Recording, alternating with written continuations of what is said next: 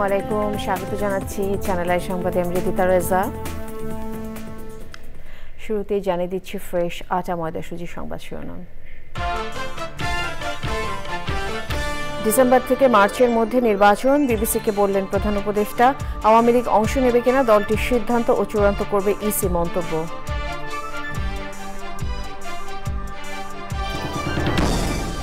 এবছর জাতীয় নির্বাচন আয়োজন কঠিন বলে মনে করেন নাহিদ ইসলাম। সরকার জননিরাপত্তা পুরোপুরি নিশ্চিত করতে পারেনি দাবি। এবং সব ধর্মাবলম্বীর কাছে তাৎপর্যপূর্ণ মিশরের ঐতিহাসিক মাউন্ট সিনাই, পর্যটকদেরও আকর্ষণের কেন্দ্রে এই পর্বত।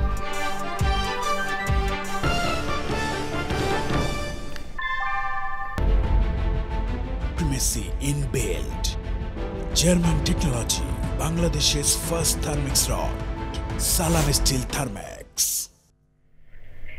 সংবাদ শিরোনামগুলো জানাচ্ছিলাম। এখনকার এই সংবাদ আয়োজন একই সঙ্গে চ্যানেলের ইউটিউব চ্যানেল এবং চ্যানেলের ওটিটি প্ল্যাটফর্ম আইস্ক্রিনে লাইভ স্ট্রিম হচ্ছে।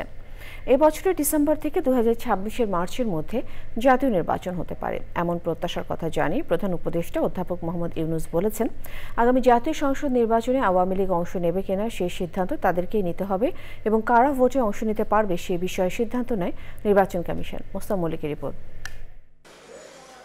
বিবিসি বাংলা, স্কাই নিউজ সহ বিভিন্ন আন্তর্জাতিক গণমাধ্যমে সাক্ষাৎকারের পর প্রধান উপদেষ্টা অধ্যাপক ডক্টর মোহাম্মদ ইউনুস এবার সাক্ষাৎকার দিয়েছেন ব্রিটিশ গণমাধ্যম বিবিসিকে।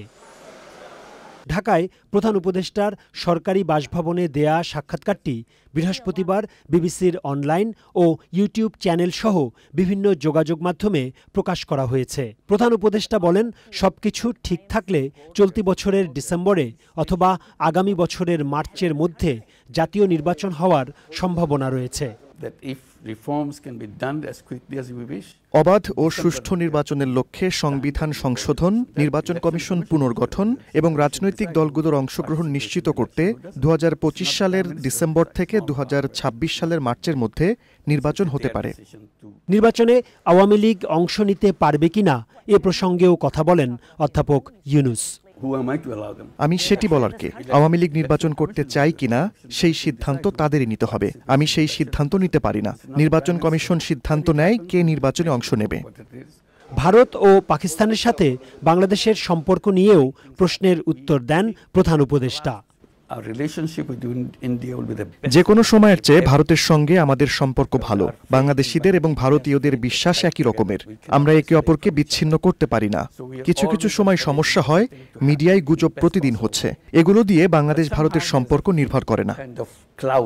অধ্যাপক ইউনুস বলেন, অন্তর্বর্তী সরকারের দায়িত্ব নেয়ার পর অগ্রাধিকার ছিল আইনশৃঙ্খলা ও ধ্বংসস্তূপে পরিণত অর্থনীতিকে পুনরুদ্ধার করা। তিনি বলেন, গত 16 বছরের এক টর্নেডোতে সব উড়ে গিয়েছিল।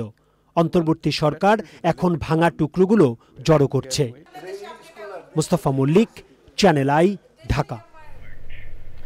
আফ্রিকার অন্যতম জনবহুল দেশ মিশরের সিনাই উপদ্বীপে অবস্থিত ঐতিহাসিক মাউন্ট সিনাই সব ধর্মাবলম্বীর কাছে গুরুত্ববাহী ও তাৎপর্যপূর্ণ স্থান। মাউন্ট সিনাই পাথুরে পাহাড়ে ঘেরা এই পর্বতটি পর্যটকদেরও অন্যতম আকর্ষণে পরিণত হয়েছে। মাউন্ট সিনাই নিয়ে দেখুন আফরোজা হাসির ডেস্ক রিপোর্ট। বিশ্বের প্রাচীন মানব সভ্যতার গোড়াপত্তন হয়েছিল ভূমধ্যসাগরীয় দেশ মিশরে। দেশটির জনগণের প্রায় 90% ইসলাম ধর্মাবলম্বী। মিশরের নীলনদের পূর্ব দিকের বিস্তীর্ণ সিনাই উপদ্বীপের সেন্ট ক্যাথেরিন শহর।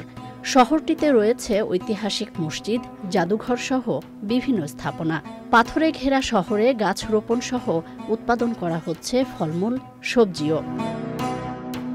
সেন্ট ক্যাথেরিন শহরেই ঐতিহ্যবাহী মাউন্ট সিনাইয়ের অবস্থান, যা ইসলাম, খ্রিস্টান ও ইহুদি ধর্মের অনুসারীদের কাছে তাৎপর্যপূর্ণ। এটি জাবালে মুসা বা মুসার পর্বত নামেও পরিচিত।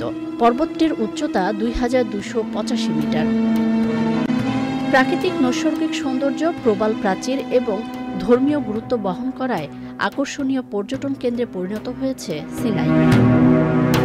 মাউন্ট সিনাইয়ের প্রকৃতি অনেকটাই শুষ্ক। পাথুরে পরিবেশে বেড়ে উঠেছে বিভিন্ন কাঁটাগুল্ম, ছোট ছোট উদ্ভিদ। এছাড়া পাখিসহ বিভিন্ন প্রজাতির বন্যপ্রাণীও আছে মাউন্ট সিনাইয়ে। সিনাই পর্বতের চূড়া থেকে সূর্যোদয়ের দৃশ্য উপভোগ করতে আসেন অনেক পর্যটক। পর্বতটি মিশরের অর্থনীতিতেও গুরুত্বপূর্ণ ভূমিকা রাখছে। আফরোজা হাসি, প্রকৃতি ও জীবন desk, Channel I. Mount Sinai mission নিয়ে বিশেষ আয়োজন দেখবেন আজ রাত 10:15 প্রকৃতি ও জীবন অনুষ্ঠানে।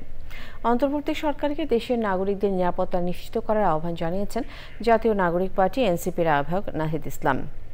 এনসিপির গণমানুষের ইফতার আয়োজনে তিনি বলেন, সমাজে অস্থিরতা চলছে, কেউ যেন আইন হাতে তুলে নিতে না পারে সেজন্য পুলিশকে আরও সক্রিয় ভূমিকা পালন করতে হবে। এবছর দেশে জাতীয় নির্বাচন হওয়া কঠিন বলেও মন্তব্য করেছেন নাহিদ ইসলাম। শহীদুল রাজুর রিপোর্ট। জাতীয় নাগরিক পার্টির আহ্বায়ক ও সদ্য সাবেক তথ্য উপদেষ্টা নাহিদ ইসলাম বলেছেন, অন্তর্বর্তী সরকার জনগণের পুরোপুরি নিরাপত্তা এখনও নিশ্চিত করতে পারেনি। বার্তা সংস্থা রয়টার্সকে দেওয়া সাক্ষাৎকারে তিনি বলেন, গত 7 মাসে সবাই প্রত্যাশা করেছিল রাজনৈতিক ব্যবস্থা, আইন ও শাসন স্বল্পকালীন সংস্কারের মাধ্যমে পুনঃপ্রতিষ্ঠিত হবে, কিন্তু তা একটি নির্দিষ্ট সীমা পর্যন্ত হলেও আশানুরূপ হয়নি। বর্তমান আইনশৃঙ্খলা পরিস্থিতি এবং রাজনৈতিক ব্যবস্থা বিবেচনায় এ বছর জাতীয় নির্বাচন আয়োজন কঠিন বলেই মনে করছেন তিনি। তবে নির্বাচন যখনই হয় তখনই জাতীয় নাগরিক পার্টি অংশ নিতে প্রস্তুত বলে জানান নাহিদ ইসলাম।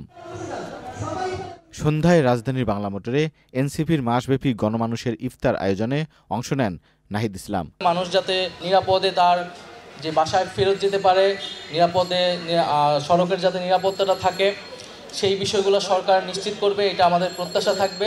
আমাদের সমাজে এখন আমরা নানা রকম অস্থিরতা দেখতে পাচ্ছি, আইন শৃঙ্খলার পরিস্থিতিরও উন্নয়ন ঘটেনি আমাদের আকাঙ্ক্ষা অনুযায়ী। তিনি বলেন, এখনও আইন শৃঙ্খলার যথেষ্ট উন্নতি হয়নি, পুলিশের কাজ পুলিশকে করতে দিতে হবে বলেও জনসাধারণের প্রতি আহ্বান জানান তিনি।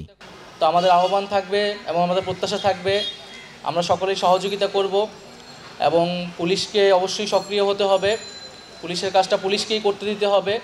আমরা নিজেরা কেউ আইন হাতে তুলে নেব না এবং শান্তি, সম্প্রীতি এবং সহনশীলতার চর্চাটা আমাদের প্রত্যেকের নিজ নিজ জায়গা থেকে আসলে করতে হবে এবং সকলে মিলেই আমরা এই সময়টা কাজে লাগাবো যাতে আমাদের দেশের সামনের দিকে সমৃদ্ধিটা হয়।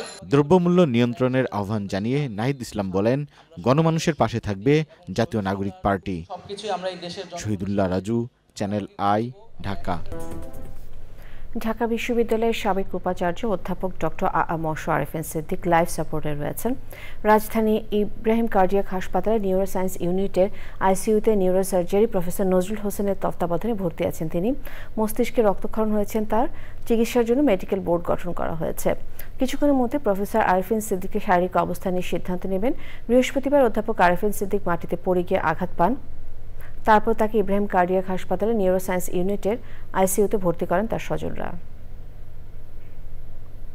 আমিন জুয়েলার্স আন্তর্জাতিক সংবাদ।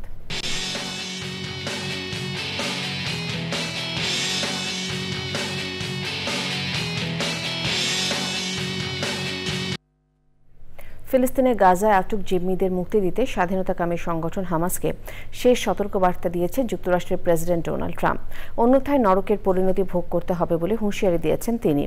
নিজের সামাজিক যোগাযোগ মাধ্যম ট্রুথ সোশ্যালে দেওয়া এক দীর্ঘ পোস্টে ট্রাম্প এই হুঁশিয়ারি দেন। যুক্তরাষ্ট্রের প্রেসিডেন্ট বলে, কাজটি শেষ করতে প্রয়োজনীয় সবকিছু ইসরায়েলকে পাঠানো হয়েছে। তিনি যা বলেছেন তা না করলে একজন হামাস সদস্য নিরাপদ থাকবে না। জিম্মিদের মুক্ত করার বিষয়ে হামাসের সঙ্গে যুক্তরাষ্ট্রের সরাসরি আলোচনায় বসার বিষয়টি হোয়াইট হাউস নিশ্চিত করার কয়েক ঘণ্টা পর প্রেসিডেন্ট ট্রাম্প এসব কথা বলেন। যুক্তরাষ্ট্র এতদিন হামাসের সঙ্গে সরাসরি যোগাযোগের বিষয়টি এড়িয়ে চলেছে। কোনো সংগঠনকে সন্ত্রাসী তালিকায় রাখার পর তাদের সঙ্গে সরাসরি যোগাযোগ না করা দীর্ঘদিনের রীতি রয়েছে যুক্তরাষ্ট্রের। কৃষি সংবাদ এবার।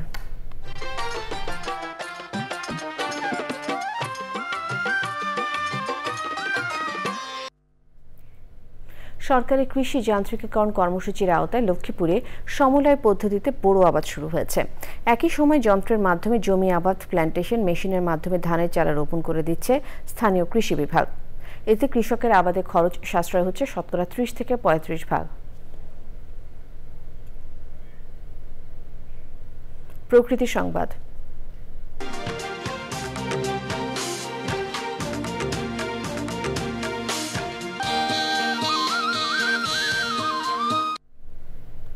শিমুল ফোঁটা উৎসব পালন করি, দেশীয় সংস্কৃতি লালন করি। প্রতিপাদ্যে দেশে প্রথমবারের মতো শিমুল ফোঁটা উৎসব হয়েছে। জামালপুরের সরিষাবাড়িতে উৎসবের আয়োজন করা হয়। ফাগুনের এক অনবদ্য সৌন্দর্যের প্রতীক শিমুল ফুল সংরক্ষণে পর্যায়ক্রমে দেশ জুড়ে এই উৎসবের আয়োজন করা হবে বলে জানিয়েছেন আয়োজকেরা।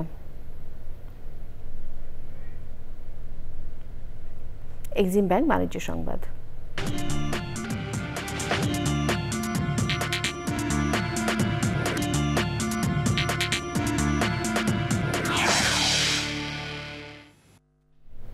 ঢাকা স্টক এক্সচেঞ্জে সপ্তাহের শেষ কার্যদিবসে লেনদেনে ঊর্ধ্বমুখী প্রবণতা দেখা গেছে। আগের কার্যদিবসের চেয়ে ডিএসইএক্স সূচক 7 পয়েন্ট বেড়ে 5203 পয়েন্টে দাঁড়িয়েছে। কমেছে বেশিরভাগ কোম্পানির শেয়ারের দাম। হাতবদল হয়েছে 394টি কোম্পানির 353 কোটি 3 লাখ টাকার শেয়ার ও মিউচুয়াল ফান্ড, যা আগের কার্যদিবসের চেয়ে 34 কোটি 84 লাখ টাকা বেশি। এর মধ্যে দাম বেড়েছে 139টির, কমেছে 169টির এবং অপরিবর্তিত রয়েছে 86টি কোম্পানির শেয়ারের দাম।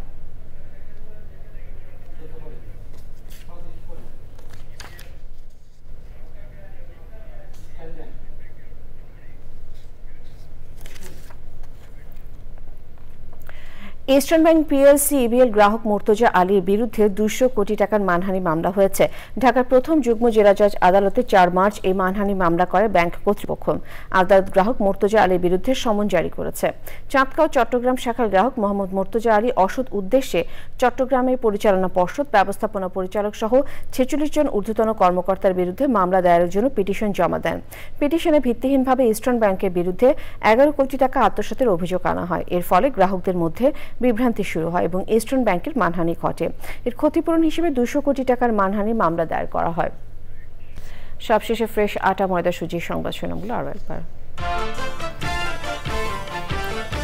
ডিসেম্বর থেকে মার্চের মধ্যে নির্বাচন বিবিসিকে বললেন প্রধান উপদেষ্টা। আওয়ামী লীগ অংশ নেবে কিনা দলটির সিদ্ধান্ত ও চূড়ান্ত করবে ইসি মন্তব্য। এই বছর জাতীয় নির্বাচন আয়োজন কঠিন বলে মনে করেন নাহিদ ইসলাম। সরকার জননিরাপত্তা পুরোপুরি নিশ্চিত করতে পারেনি দাবি। এবং সব ধর্মাবলম্বীর কাছে তাৎপর্যপূর্ণ মিশরের ঐতিহাসিক মাউন্ট সিনাই, পর্যটকদেরও আকর্ষণ কেন্দ্রে এই পর্বত।